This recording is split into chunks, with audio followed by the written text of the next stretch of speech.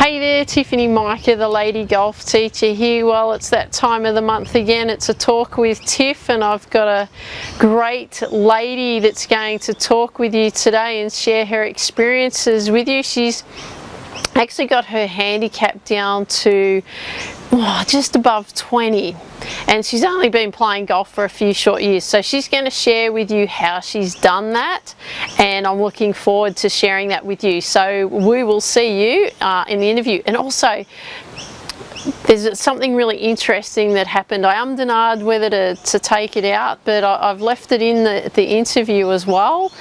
We thought it was pretty funny, so I thought it was great to keep it there. So enjoy, sit back, listen, take some notes. You'll get some valuable nuggets from this beautiful lady, and see you there. Okay, see you soon.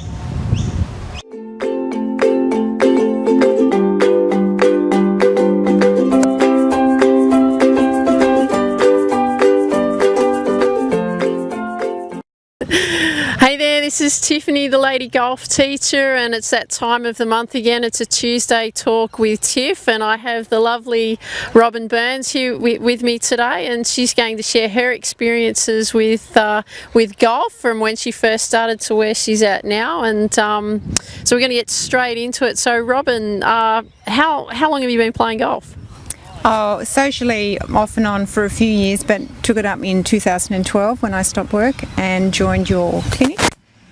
So did 5 weeks of clinics and then followed on by 12 months of swingers with your swingers group.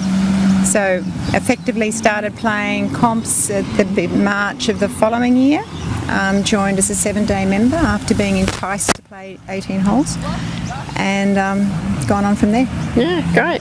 So there's actually a funny story with Robyn. When she first came to me to have lessons, she said, "Right, this is how it is. I'm here to play 9 holes and 9 holes only. No I'm here to have fun, and I'm not playing 18 holes ever.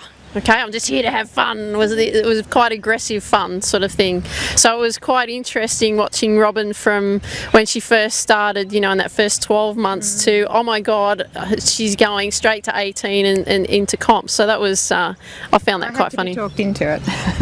Well, it didn't look like it to me. It looked like you eased into it actually. Yeah. Well, after the initial 18 holes when I was talked into doing that. I was a bit hesitant about that. So what did you find when you first started? Well, let's say take the social part out of it when you initially started to play, and then you started having lessons. What did you find when you first started actually having lessons, coming to clinics and all that sort of thing? I wouldn't be playing golf if I hadn't been doing that, and I've continued to do that. It's just consolidated and gave me a focus, and I don't know, told me how to play golf, really. Yeah, just gave you the basics, like the good fundamentals. And then and now I'm able to analyse my game and correct things if I start going a bit AWOL. Yeah, so if you start having a few issues like we talked about just before this came on, Jordan Spieth moment. Yeah, you can then go, okay, well, let's go back to the basic fundamentals and let's get back into play. Yeah, definitely. I can certainly do that now. Yeah, okay. So what did you find over those first 12 months of learning? Was it just like a huge learning curve? It was a massive learning curve, and I made lots of friends, and it was just giving me confidence to do it. I was determined to keep doing it at that stage. And then I did find that 9 holes probably wasn't quite enough to satisfy, but it was a wonderful grounding that first 12 months, definitely. Okay, great. And so then you started comp. So, after the 12 months of playing, how did you find your experiences when you first started playing comp? I was all over the place. Some days I played well, other days I didn't. I had a run of really good scores, and so my handicap dropped pretty dramatically, which then of course made it more challenging and more demanding on me. So my focus was on what my handicap was doing and what my score was. So I had to get that out of my system and then learn to play each hole as it comes and take it one step at a time. So that was a big focus, redirection. Yeah, because that's what was happening, wasn't it? You came down to 21 from memory. It was about 21? Came down to about 26 that first year very quickly. Yeah. and then it sort of stabilised a bit, but I was getting really stressed if I didn't play well. Yeah, you became handicapped. I hated Thursdays in the end because I just couldn't seem to... That was ladies' comp day. Couldn't seem to pull it off, but I'm not like that anymore. Yeah. No, because it's quite interesting because working with Robyn, well, just, thanks. When you got is that an audio or? Yes, it is, yeah. Oh, sorry. Right. Yeah, that's all right. That's not a problem. That's all right. We were going to get out of your way if you were going to tee off from up there. Yeah. Just a slight little interruption, but that's okay. That's cool. Yeah. Because it was really interesting because we started to discuss what was going on with you at the time when you were so focused on results, and we had to get that shift in you starting to focus on processes, wasn't it? It was just one shot at a time, and the pennants changed my way of playing golf because you have to take one hole at a time, one shot at a time, and so that refocused how I was playing, and then that sheet you gave me whenever that was certainly changed that too, when I had to take note of my tee shots, how many strokes I took to get on the green, how many putts I did. That changed my golf completely. Yeah, because it then got you to focus on processes, didn't it? Focus on process and focus on one hole at a time. So I never add up my scores unless somebody tells me what I've got, and it's a bit of a surprise at the end of the game. Yeah. And my handicap will go up and down. I know it does. It's frustrating every now and again, but pretty much it stayed in that same sort of 2-3 point range. Mm-hmm. So where's your handicap right now? 22.4. Approximately. 22.4. And that went up in the last couple of weeks after a few amazing rounds that I was really happy at, but at different courses.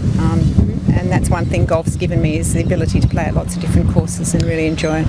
So do you find too that it's helping your golf development, not just playing at your home course, that you're actually going out, because you are playing a lot of games everywhere else? Yeah. You're finding that that's definitely. And then doing that, you play with different people because a lot of them are stroke rounds. So I prefer now almost to play a stroke round than a Stableford round, which I never ever thought I'd say. And playing with people that I don't know, because then I focus on my game and there's not the chit chat, and it's a more focused game than playing a casual Stableford game. I tend to play better. Okay. And what about your pennants experience? You're talking about one shot at a time. Was there anything else that you found that really helped you when you started to play pennants? Because I know, like when say Colleen and Irene even spoke about playing pennants, there's a lot of nerves in the beginning. Yes, did you find that too? Yeah, well, I've played 2 divisions now. The first year I had to be talked into bronze, whatever it is, 4, and that was really nerve-wracking. I was so nervous the night before, I hardly slept, but I was really pleased in the end that I did it. Last year I was in bronze 2, and slightly more relaxed about it, but still it's a hard thing to do, to front up and know that you've got to win for your team. It's not an individual thing, it's a team thing, so there's a lot more pressure on you to do it. Yeah. And how do you find that the pressure is with you? Can you find that you can find your focus when you're performing for the team? Yeah, once I get going, once I've hit that first shot, if it's a good shot. If it's not a good shot, then I tend to put a bit more pressure on myself. But if I start off on that first shot well, then I relax into it pretty quickly. Okay. And what about when you're playing for yourself, moving on into Stableford or stroke or something like that, and you find, because we were talking about earlier, you find that if you start to lose it when you're actually playing, what are you finding that's helping you get yourself back on track?